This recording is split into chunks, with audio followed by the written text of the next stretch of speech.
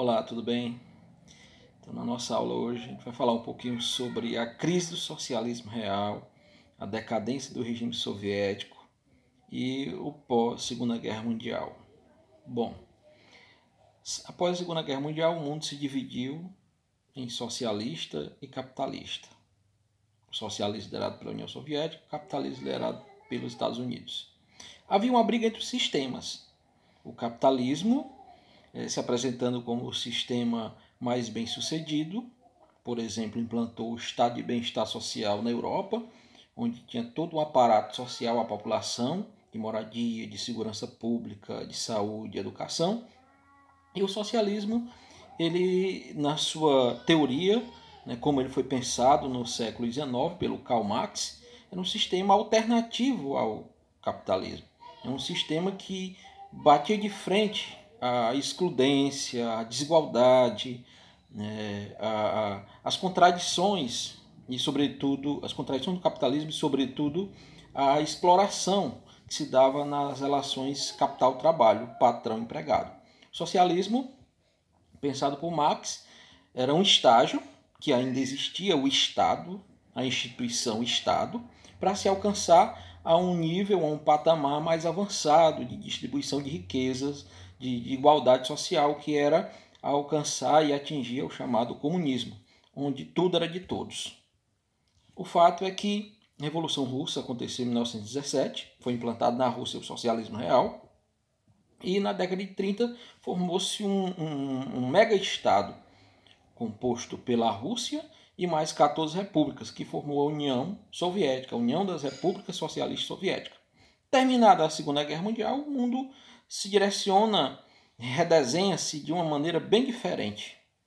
O mundo se bipolariza, o mundo se parte ao meio, vamos dizer assim, no sentido figurado, E o capitalismo, socialismo, União Soviética, Estados Unidos, ambos querendo a supremacia, querendo a hegemonia. Fato é que o socialismo, ele, quando implantado no leste europeu, na União Soviética, e em Cuba, por exemplo, na China, ele se mostrou muito fechado, apesar de alguns avanços na área de saúde e educação, nas áreas sociais, ele apresentou algumas deficiências estruturais crônicas. Dentre estas deficiências, dentre essas fragilidades, podemos citar, talvez a mais grave, a ausência de democracia, a falta de liberdade de expressão. Então, os regimes socialistas eles tinham como característica a linha dura, a arbitrariedade. O exemplo maior está na figura do Stalin, foi um líder soviético que governou por décadas a União Soviética, de maneira muito arbitrária e ditatorial. Dentre outros, como Mao Tse-tung na China, o próprio Fidel Castro em Cuba, aqui na América Latina, e outros líderes socialistas do leste europeu, que administravam a mão de ferro. Então, a ausência da liberdade de expressão, a ausência de uma atmosfera democrática, fez com que o regime socialista, na década de 80, ruísse por dentro. E uma das simbologias da queda do regime socialista foi a derrubada do Muro de Berlim em 1989. Um segundo ponto importante é que os investimentos da economia soviética, da economia socialista, foram assim muito volumosos na área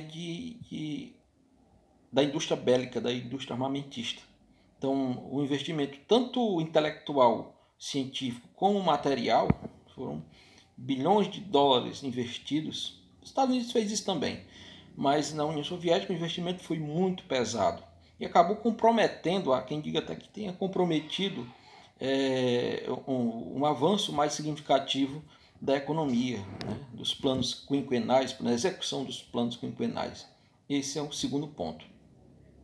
O outro ponto importante é que o que apregoava, o que publicizava, o que propagandeava o socialismo, a igualdade social, a equidade de oportunidade, né? O acesso por igual aos bens, às riquezas, coisa que não aconteceu de fato. Na realidade, existia uma casta, um grupo social, uma classe social, que tinha seus privilégios em detrimento, por exemplo, da maior parte da população, né? Um outro ponto a ser destacado, que eu considero relevante, é que o regime socialista, a sua estrutura tecnológica, industrial, acabou gerando uma obsolescência, ou seja, uma estrutura ultrapassada em termos de bens de consumo, por exemplo. Cito o caso da indústria automobilística. A indústria automobilística soviética, né, era extremamente, vamos dizer assim, obsoleta. Eu cito aqui o exemplo dos carros russos, né, como o Lada, o Niva, que teve de vir aqui para o Brasil na década de 90, acho que no início dos anos 2000.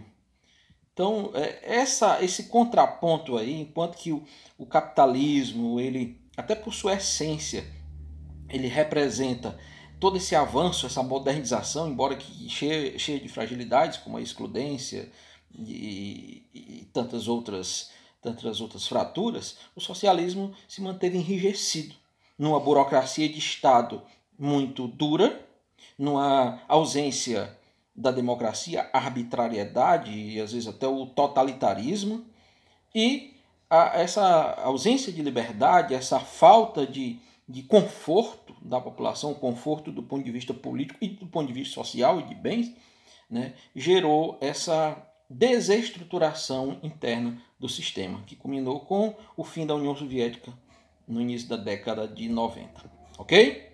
Um forte abraço e até a próxima.